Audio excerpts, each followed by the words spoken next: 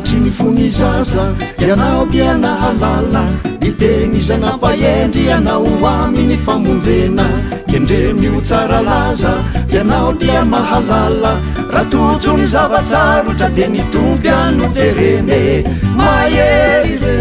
tsy osa ilay fanaza nomena fitiavana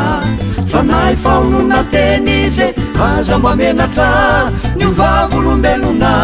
ny tompo iamijerena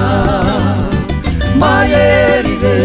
tsy osa ilay fanaza nomena fitiavana fanahy faonona teny izy aza mba menatra ny ovavolombelona ny tompo iamijerena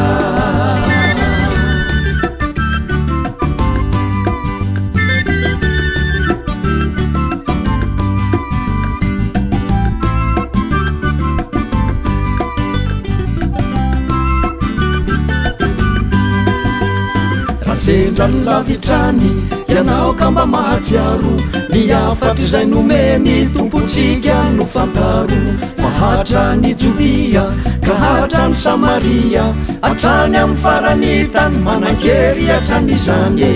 mahery re tsy osa ilay fanaza nomena fitiavana fanahy faonona teny izy aza mba menatra ny ovavolombelona ny tompo iamijerena mahery re tsy osa ilay fanaza nomena fitiavana fanahy faonona teny izy aza mba menatra ny ovavolombelona